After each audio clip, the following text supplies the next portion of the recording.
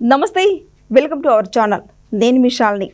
అర్ధరాత్రి జగన్ అనుమతుల వెనుక దర్యాప్తు జరగాలని షర్మిల లేఖ రాసింది చంద్రబాబు గారికి. దీనిపైన పూర్తిగా విశ్లేషించడానికి మనతో పాటు ఉన్నారు సీనియర్ అనలిస్ట్ మధుసూదన్ రెడ్డి గారు ఉన్నారు. వారిని అడిగి కొన్ని విషయాలు మనం తెలుసుకుందాం. నమస్కారం సార్. నమస్తే. ఆంధ్రప్రదేశ్ పిసిసి అధ్యక్షురాలు ఎవరు? జగన్ చెల్లి. జగన్ వదిలిన బాణం, జగన్ వదిలేసిన బాణం. లేఖలు రాయాల్సిందే చంద్రబాబు నాయుడుకి కాదు, రాహుల్ గాంధీకి రాయాల.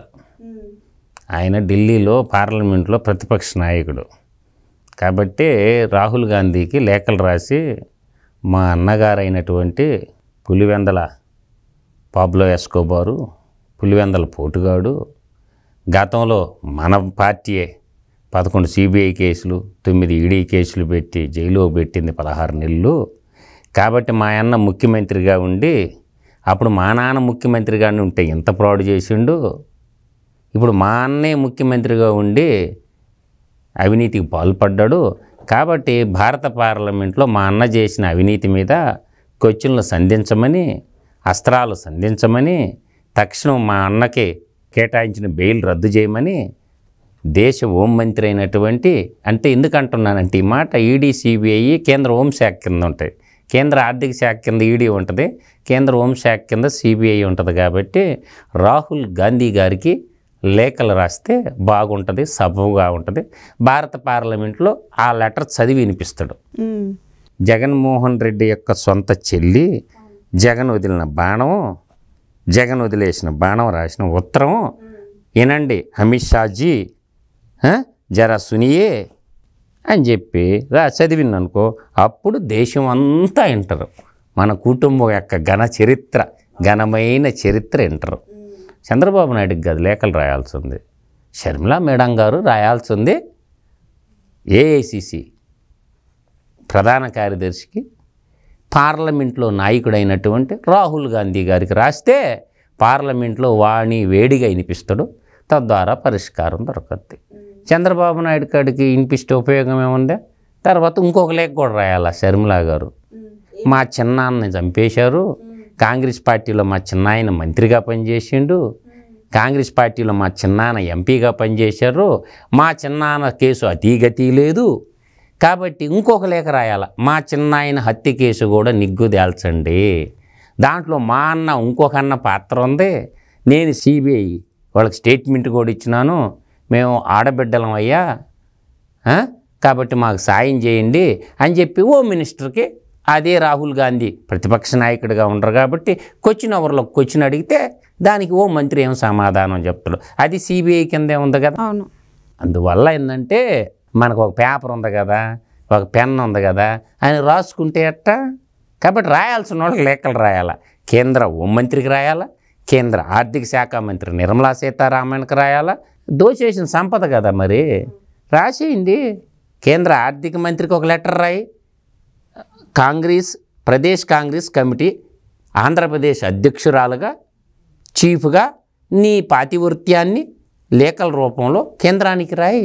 ఢిల్లీకి పోయి ప్రెస్ మీట్ పెట్టు, ప్రెస్ క్లబ్లో ఇంగ్లీష్ బాగా మాట్లాడద్దు షర్మిల, అద్భుతంగా మాట్లాడద్దు ఇంగ్లీషు. అన్ని ఇంటర్నేషనల్ ఛానళ్ళు, నేషనలైజ్డ్ ఛానళ్ళు, లోకల్ ఛానల్ పిలిచి మీ అన్న చేసిన అవినీతిని మొత్తం ఎండగొట్టు. ఎవరు వద్దన్నారు? చంద్రబాబు నాయుడు చేతులు ఏముంది తల్లి, పోండి. జాతీయ పార్టీ కదా, మీ అన్నకి ఎట్ట పులివెందల ఎమ్మెల్యేగా మిగిలిపోయినాడు, ప్రతిపక్ష హోదా కూడా లేదు. అందువల్ల ఢిల్లీకి పో, ప్రెస్ మీట్ పెట్టు. లేకపోతే మా అన్న ఈడీ సిబిఐ కేసులు తేల్చకపోతే నేను ఆమరణ నిరాహార దీక్ష చేస్తానని రామ్విలాస్ మైదానంలో కూర్చొని ఆమరణ నిరాహార దీక్ష కూర్చో, అప్పుడు నమ్మతరు షర్మిలాని, లేకపోతే నమ్మరు. ఎందుకు నమ్మతరమ్మా? ఇప్పుడు 11 సిబిఐ కేసులు ఉన్నమాట షర్మిలాకి తెలుసు కదా, 9 ఈడీ కేసులు ఉన్నమాట షర్మిలాకి తెలుసు కదా, 20 కేసులు ఆడికే ఉండే కదా.